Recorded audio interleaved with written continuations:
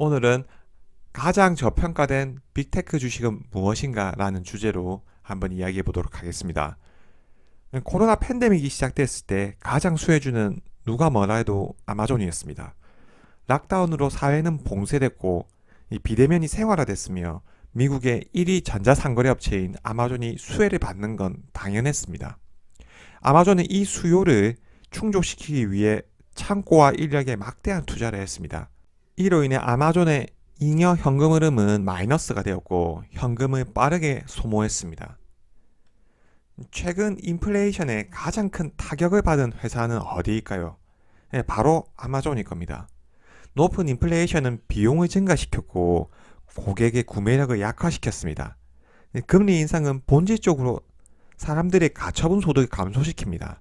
사용할 수 있는 월급은 정해져 있는데 이자 비용이 높아지니 결국 생활 필수품을 제외한 소비를 줄일 수밖에 없죠.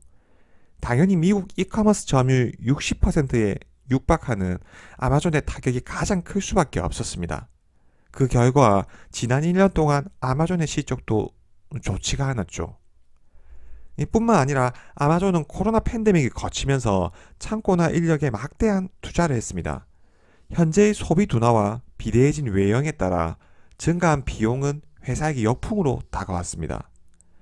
22년은 코로나 팬데믹을 거치면서 쌓여온 비효율적인 부분을 재배치하고 생산성을 높이는 데 초점이 맞춰졌습니다.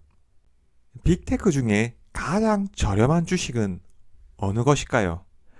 저는 빅테크 중에 가장 저렴한 주식은 아마존이라고 생각합니다. 아마존은 자신의 사업 분야에서 독보적인 1위를 차지하고 있습니다. 그리고 진출해 있는 사업과 투자하고 있는 사업 분야도 셀 수 없을 정도로 많습니다. 애플, 구글이나 마이크로소프트는 특정 분야에서 차별화된 이익률을 가지고 갈 수 있습니다. 그만큼 해당 분야에서 경쟁력을 가지고 있다는 거죠. 하지만 기술 트렌드가 바뀐다거나 해당 제품에 대한 소비자의 선택이 바뀐다면 순식간에 순위가 뒤바뀔 수 있는 산업입니다. 하지만 아마존은 기술 분야뿐만 아니라 시장 자체를 가지고 가고 있습니다. 그것도 시장 규모로는 다른 산업과 비교 불가능한 리테일 소매 시장을 꽉 잡고 있습니다. 미국 이커머스 점유율은 60%에 육박하죠. 마진율은 후순위입니다. 600조가 넘는 매출을 일으키며 2억 명이 넘는 프라임 회원을 보유하고 아마존 생태계 유지를 하는데 더 관심이 있습니다. 이번 인플레이션과 금리 인상 시기를 겪으면서 아마존은 큰 타격을 입었지만 비용 구조를 효율화하고 사업을 재정비한다면 매출 단위당 끌어올릴 수 있는 이익의 숫자도 높을 수밖에 없습니다. 그동안 이익 자체에 관심이 없었으니까요. 이 비용 구조에 손을 대고 인플레이션이 가장 기본적인 리테일 소비에 가장 큰 타격을 준다는 것을 감안했을 때 저는 빅테크 중에서 아마존이 가장 업사이드가 큰 주식이라고 생각을 합니다. 그리고 워낙 매출액이 큰 기업이다 보니 비용 효율화와 제품 원가율을 조금만 계산하더라도 마진율은 크게 개선될 수 있습니다. 이뿐만 아닙니다. 급격한 금리 인상은 끝나가는 분위기고 앞으로 경기 침체가 얼마나 오래 갈지 모르겠지만 내년 이후로 경기가 좋아질 수 있다는 것을 감안할 때 주가가 경기를 선반영한다는 것을 감안했을 때 빅테크 중에서 가장 관심을 가져야 될 종목이 아마존이 아닌가 하는 생각이 듭니다. 주가도 상당히 저렴합니다. 이 아마존은 AWS 매출이 801억 달러에 영업이익이 228억 달러입니다. 이 현재의 성장률과 이익률을 감안했을 때 PER을 30배만 준다고 하더라도 삼성전자를 2개 살 수 있는 가격입니다. 시장에서는 미래 AWS 가치를 1조 달러로 보는 기관도 있습니다. 이 아마존은 미국 시장을 지배하고 있는 온라인 이커머스를 제외하고도 미디어 사업에서 엄청난 마켓 파워를 가지고 있습니다. 이 지난 10년 동안 아마존의 주가 실적에 필적하는 회사는 거의 없었습니다. 주가도 650% 이상 상승했죠. 그러나 최근 주가는 21년 고점 대비 반토막이 났고 주가 매출액 비율 PSR은 2배도 안 됩니다. 하지만 22년 실적 부진은 코로나 팬데믹을 거치면서 예외적인 상황에 따라 정상화되는 과정일 뿐입니다. 펀더멘털에 문제가 생긴 게 아니죠. 이뿐만 아니라 전자상거래 시장에 장기적인 외형 성장이 22년 기점으로 꺾인 것도 아닙니다. 그럼 아마존은 턴어라운드를 위해 어떠한 준비를 하고 있는지, 어떠한 준비를 했는지 하나씩 알아보도록 하겠습니다. 첫 번째는 비용 절감입니다. 아마존은 올해 비용 절감을 위한 다양한 조치를 했습니다. 여기에는 18,000개 이상의 일자리를 감축하는 것, 창고 확장을 중단하는 것, 일부 프로젝트를 보류하는 것 등의 조치가 포함됩니다. 사실 아마존은 코로나 팬데믹을 거치면서 네트워크 확장이 2배로 늘어났습니다. 그리고 동시에 몇 년 안에 UPS 크기의 라스트 마일 운송 네트워크를 구축했습니다. 이러한 급속한 확장은 비효율성과 비용 증가로 이어졌습니다.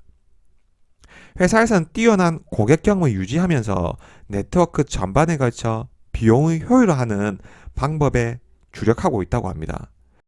그러나 본질적으로 과거에 가졌던 비용 구조로 돌아가서 지난 2, 3년 동안 추가한 자산을 보다 효율적으로 활용하려고 노력하고 있다고 합니다. 특히 북미 사업 분야에서 비용 효율화를 위해 다양한 노력을 했습니다. 아마존의 4분기 영업이익은 27억 달러였습니다. 직원 해고, 오프라인 매장 축소, 재산 및 장비 손상, 운용 리스 자가보험 부채와 관련한 추정치 변경이 이러한 비용 구조에 영향을 미쳤습니다. 이 4분기에 이러한 비용이 발생하지 않았다면 영업이익은 54억 달러가 됐을 겁니다. 특히 아마존 프레시와 아마존 고와 같은 물리적 매장과 관련된 자산을 축소하고 효율화하는 데 집중했다고 합니다. 이번에 비대해진 사업 분야와 유형자산, 인건비 항목을 전체적으로 정리한 거죠. 비용 축소에 대한 영향은 23년에 나타날 겁니다. 뿐만 아니라 지난 수년간 물류 사업에 대규모 투자를 집행해 왔습니다. 만약에 유가가 안정되고 운송료가 하락한다면 23년 이후 강력한 이익률 향상을 나타낼 수도 있습니다. 아마존 클라우드 컴퓨팅을 비롯해서 다양한 분야로 사업 분야를 확대하고 있지만 여전히 전체 매출액에서 전자상거래의 비중이 지배적입니다. 전체 매출액 가운데 전자상거래 부문 비중이 67%를 차지하고 있습니다. 2019년 미국 최대의 유통업체인 월마트의 매출액을 앞질렀고 2억 명이 넘는 아마존 프라임 회원을 바탕으로 전자상거래 1위 자리를 지켜내고 있습니다. 현재 미국 전체 소매점에서 전자상거래 매출이 차지하는 비중이 15%에 불과하기 때문에 아마존은 현재에도 큰 수익 기반에도 불구하고 시간이 지남에 따라 엄청난 성장을 할 수 있는 잠재력을 보유하고 있습니다. 아마존이 2019년 이후 초고속 배송 전략에 따라 당일 배송을 위해 개설한 물류센터는 45곳에 이릅니다. 아마존은 인기 상품 10만 종을 배송하는 당일 배송 물류센터를 대도시 인근에 우선 배치해 왔고 최근에는 LA, 샌프란시스코, 피닉스 인근에 개설했습니다. 이 당일 배송 물류센터를 앞으로 몇 년 내 최소한 150곳 이상으로 늘릴 것으로 예상이 됩니다. 당일 배송 서비스는 연간 139달러를 내는 아마존 프라임 구독 서비스를 붙잡아 두는 데 도움이 되고 소량 주문자로부터 추가 수수료도 받을 수 있을 것으로 예상이 됩니다. 아마존은 프라임 회원의 한 차례 주문액이 25달러를 넘지 않는 경우 2.99달러의 추가 수수료를 받고 있습니다. 이 세 번째는 비상거래 부문의 성장성입니다. 이 전자상거래와 클라우드 컴퓨팅이라는 두 가지 고성장 비즈니스에서 선두를 유지하고 있습니다. 클라우드 컴퓨팅은 21년 3,800억 달러 시장에서 2030년까지 1조 6천억 달러로 성장할 것으로 예상되는 엄청나게 잠재력이 큰 시장입니다. AWS는 2022년 800억 달러의 매출을 창출하고 29%의 영업이익을 달성한 이 아마존에서 진정한 현금 제조기입니다. AWS는 전 세계 클라우드 인프라 시장에서 32%에 달하는 점유율을 차지하고 있죠. 2위인 마이크로소프트와 3위인 알파벳 점유율은 각각 22%와 9%로 아마존에 크게 뒤처지고 있는 실정입니다. 기업들 사이의 디지털 생태계는 날로 확대되고 있습니다. 시간이 지날수록 기업들은 각종 데이터부터 시스템, 애플리케이션 등 빠르게 클라우드로 이동하고 있습니다. 인공지능 AI를 포함해서 첨단 기술을 접목하는데도 개별 서버보다 클라우드가 유리할 수밖에 없습니다. 또한 아마존의 또 다른 성장 동력으로 광고 서비스를 꼽을 수 있습니다. 아마존 광고 서비스 매출은 2020년에 198억 달러, 2021년에 312억 달러를 기록해서 2년 연속 각각 57%와 58% 성장을 이뤄냈습니다. 22년에는 377억 달러를 기록하며 전년 대비 22% 성장하면서 훌륭한 실적을 보여줬죠. 사실 페이스북과 구글은 이번 금리 인상 시기를 겪으면서 광고 매출이 급격한 변화를 겪었습니다. 그에 반해서 아마존의 광고 사업은 여전히 잘 되고 있죠. 이유가 뭘까요? 제일 효과가 좋기 때문입니다. 아마존이 높은 광고 효율을 보여주어 광고주들이 선호하기 때문이죠. 사실 페이스북이나 인스타그램에 물건을 사기 위해 방문하는 사람은 많지 않습니다. 하지만 아마존이나 쿠팡 사이트에 들어오는 사람들은 반드시 물건을 구매하려는 목적성을 가지고 있죠. 이런 이유로 오픈마켓 판매자들의 경우 아마존 사이트에 자신의 물건을 광고에 대량으로 판매하고 싶은 니즈가 강할 수밖에 없습니다. 광고 매출이 수익의 대부분인 메타 같은 경우에는 22년 매출액이 1160억 달러로 전년 대비 오히려 감소했습니다. 상대적으로 아마존 광고 매출이 고성장 중임을 알 수 있는 거죠. 온라인 광고 점유율 3위인 아마존은 22% 성장한 것을 감안했을 때 메타와 아마존의 광고 매출 격차가 점점 좁혀질 수 있는 겁니다. 하지만 아마존 전체 매출에서 광고 매출 비중은 10%가 안 됩니다. 앞으로 이커머스 성장과 함께 광고 매출의 비중도 커지겠지만 아마존의 광고 매출은 이커머스에 의존적이라는 것은 가만히 알 겁니다.